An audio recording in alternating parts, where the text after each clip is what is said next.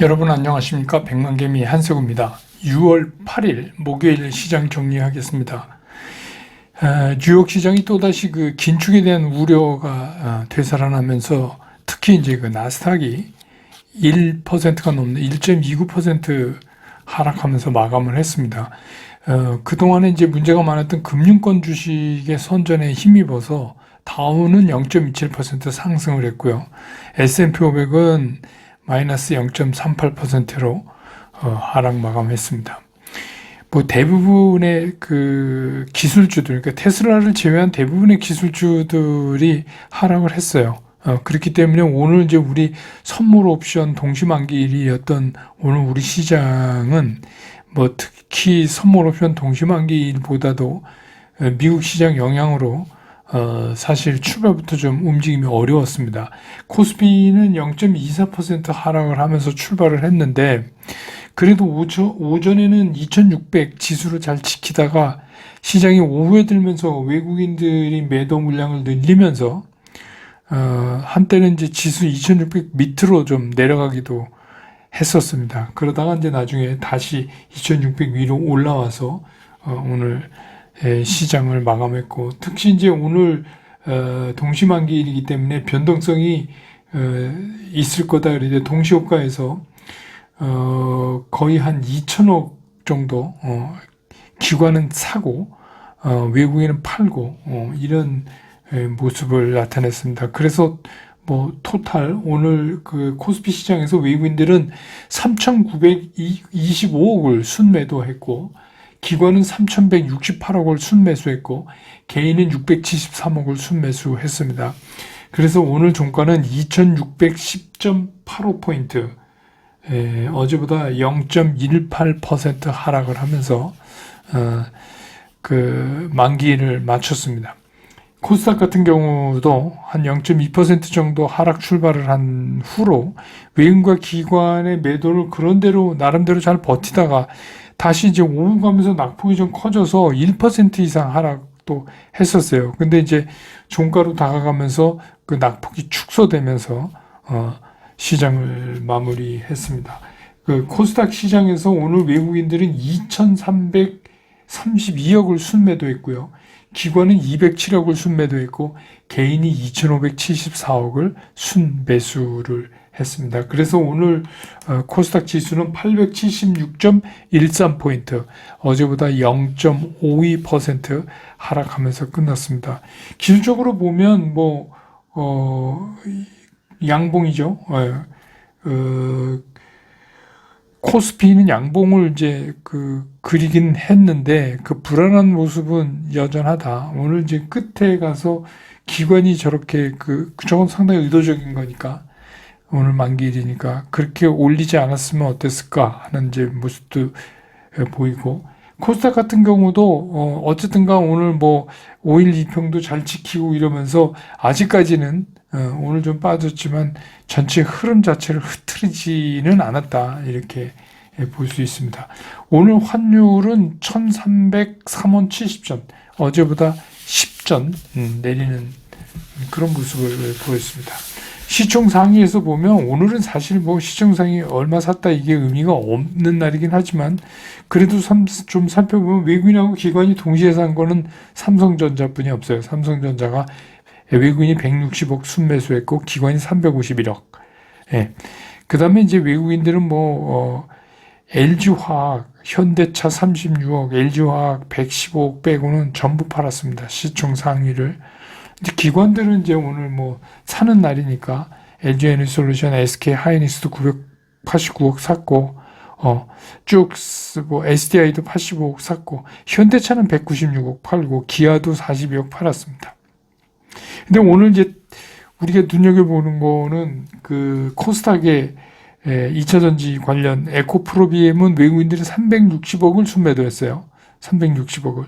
에코프로는 288억을 순매도하고 LNF는 272억을 순매도했는데 기관은 에코프로비엠은 131억을 순매수하고요.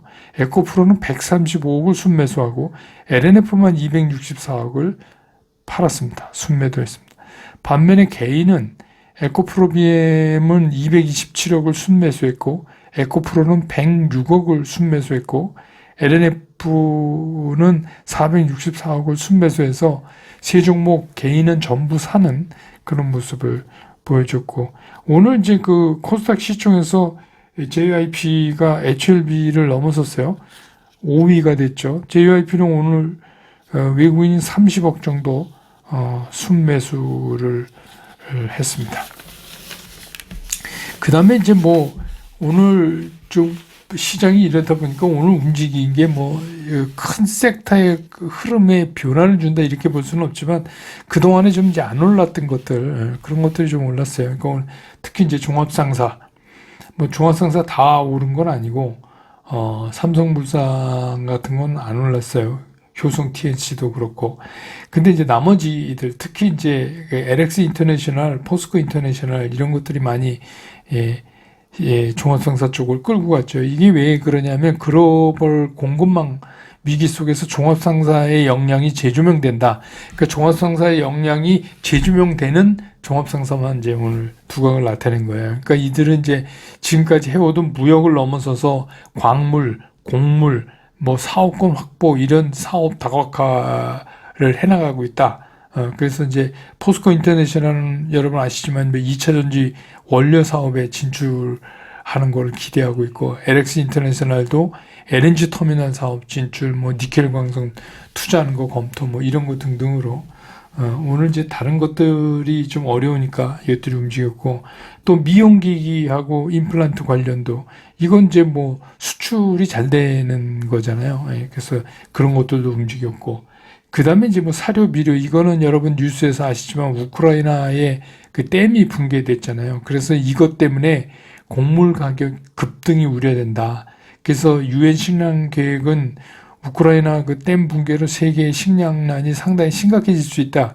이렇게 이제 얘기를 했어요. 그래서 그것뿐만이 아니라 이게 이제 댐이 무너져서 그 강물하고 토사가 계속해서 하류 지역으로 이제 흘러가니까 이게 이제 생태계에도 상당한 영향을 미칠 거다. 이런 얘기가 나오고 있어요. 그래서 이제 그런 걸로 오늘 사료가 좀 올랐고, 그 다음에 이제 손해보험, 이거는 뭐 요새 자주 등장하는데, 주요 손보사가 차보험 손해율이 굉장히 안정적으로 바뀌었다. 그래서 금년 들어서 1월에서 4월까지 그 누적 손해율이 76.8에서 77.2 사이를 나타내고 있다. 그 얘기, 그러니까 보통 78에서 82% 정도면은 수익 나는 구조라고 하잖아요. 근데 이제 이게 굉장히 안정적으로 됐다. 주요 4개 손보가. 그래서 이제 그런 영향을 받아서 오늘 좀 손해보험이 움직였습니다. 그 다음에 이제 오늘 뭐 새롭게 IPO 돼서 상장된 그 네 마녀의 날에 그 마녀공장이란 이름의 회사가 상장됐는데, 오늘 이제 따상, 흔히 말하는 따상을 갔습니다. 41,600원에. 그래서 이름을 잘 지은 것 같아요. 네 마녀의 날에 마녀공장. 그래서 오늘 시장의 특징은 미국 시장도 조금 그 긴축 우려 때문에 좀 어수선한 그런 가운데, 우리 시장도 옵션 만기를 맞아서 상당히 그 불안스러운 움직임을 보인 하루였다. 이렇게 정리해 볼 수가 있겠습니다.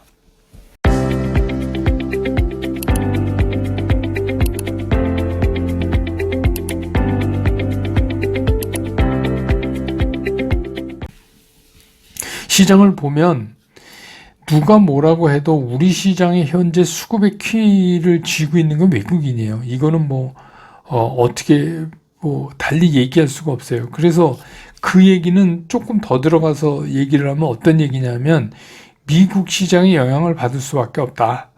뭐 안 그럴 때도 있지만 대부분 미국 시장이 나쁘면 외국인들의 수급이 나빠지고, 미국 시장이 그나마 괜찮으면 또 뭐 관련된 쪽으로 해서 우리 시장에서 외국인들의 수급도 좋아지잖아요.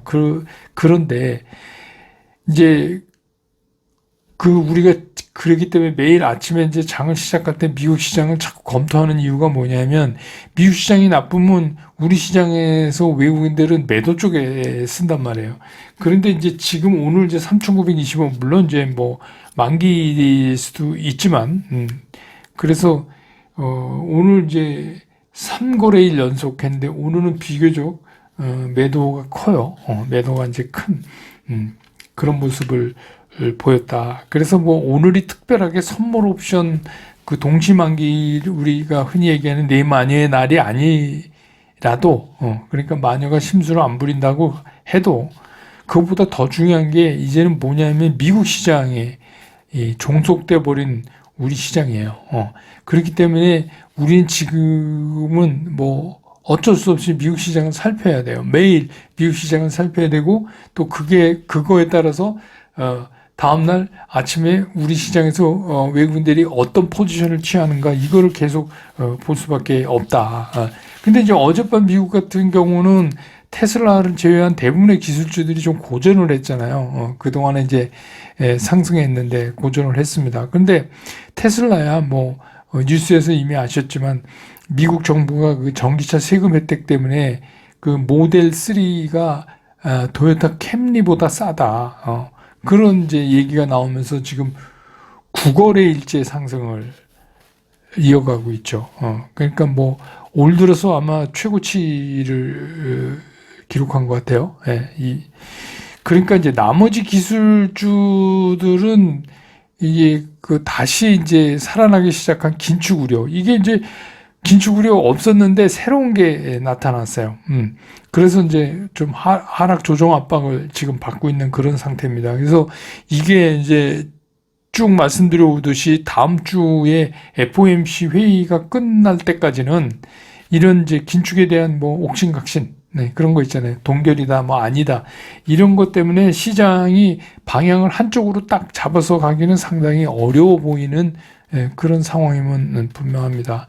이게 뭐 호주에 의해서 이제 캐나다까지도 0.25%포인트 이제 다시 금리를 상승하니까 대본에 이제 그동안 월스트리트에서 이번에 금리 동결은 거의 뭐 80% 이상 동결이다 이렇게 하던 그 시장이 갑자기 이게 금리 동결 가능성이 60%로 툭 떨어져 버렸어요.